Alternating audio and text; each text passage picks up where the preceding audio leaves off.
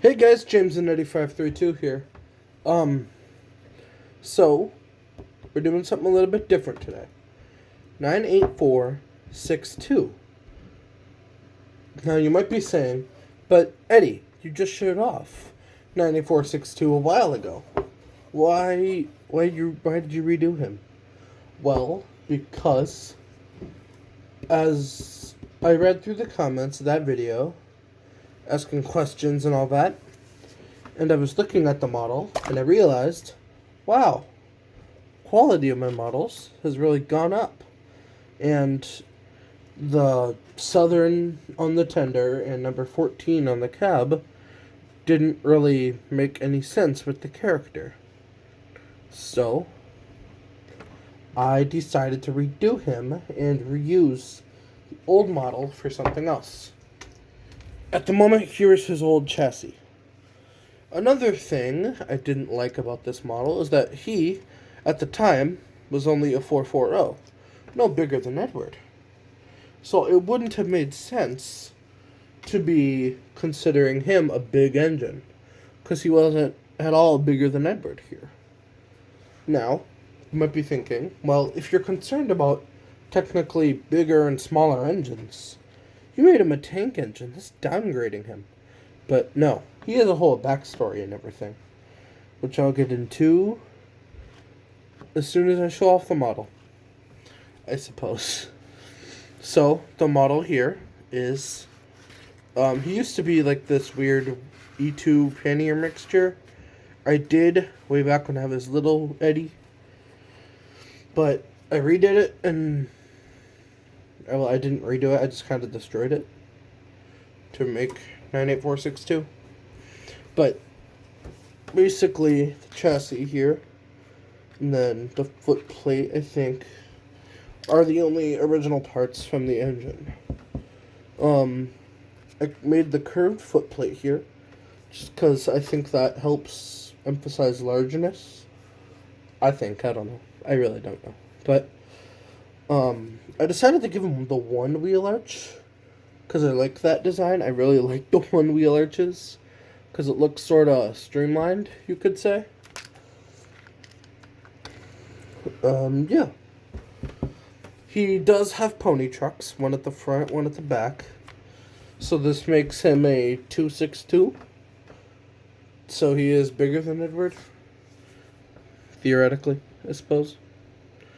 But, his boiler, toilet paper roll. His firebox is just soft cardboard with more soft cardboard in front to cover up the gaps. His cab is fully soft cardboard. I didn't give him a bunker. I'll explain that here. Because it wouldn't have had room for a proper bunker. I mean, as you can see now, that I totally disprove that. But whatever. Basically, some of this, this is basically where I get into the backstory. And this basically, the backstory is why he's a tank engine and doesn't have a bunker. And this dome is just hot glue. And so is this little other bit back here, which is supposed to be a filler cap for, like, oil.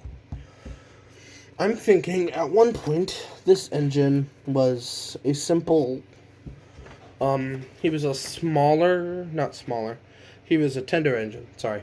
He was a large tender engine, an experimental design, a little ways before World War II happened.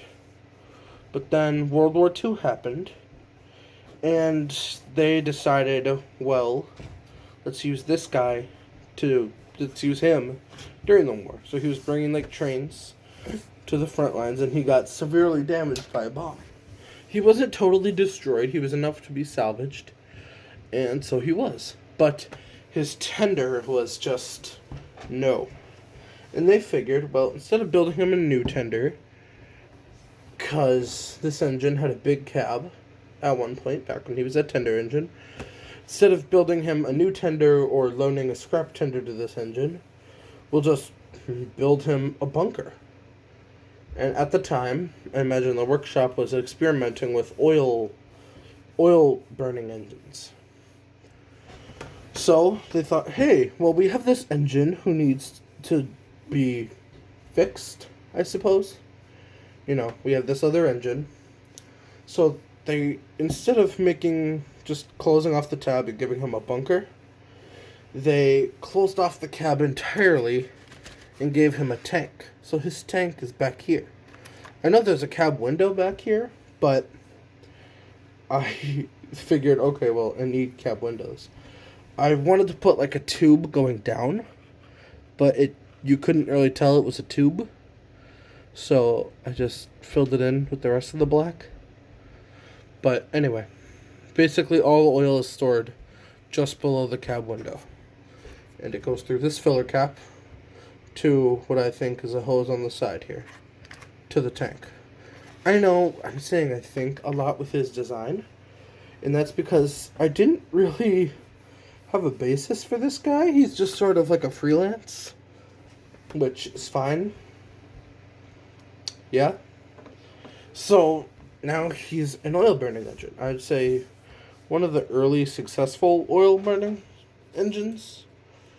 So that's kind of where his ego comes from, and kind of how Gordon considers him better than Edward. So, because not only is a freelance, but he works properly and is one of the more successful engines, and he is bigger. So yeah, that's sort of my backstory on him, and kind of explains his wonky design. I like it. Even next to Gordon, back here, he looks small, but I think that's just because how sunken his boiler is. He is a big boiler. Yeah. I do plan on doing something similar to 87546 here, or Croven, just because the same bigger, smaller than Edward argument can be made for him, because he is only 440, except he has a big firebox and all that. So I might redo 87546, like with a new chassis and everything. He would be a tender engine, definitely. And then use the Edward that was used for him for something else. Yeah. The old 98462 model here, off to the side that I just showed you a second ago, the plastic is so old. I didn't even realize this. Like, look at this. See this little piece? I was trying to unscrew it so I could get to the chassis. I can snap it with my fingers. That's how brutal or crappy the plastic was on it. Yeah. I like how this 98462 model sort of adapts the 87546 livery. And then I'm thinking 87546 would get the green livery. Just because I think one of them should always be blue or green. I don't think both of them should be blue. If they were to both be blue, they would have different shades of blue and different color lining and all that. But anyway, we're not talking about that. We're not talking about 87546. But that is really all I have to say on 98462 here. So I suppose I will see you guys in the next video. Bye.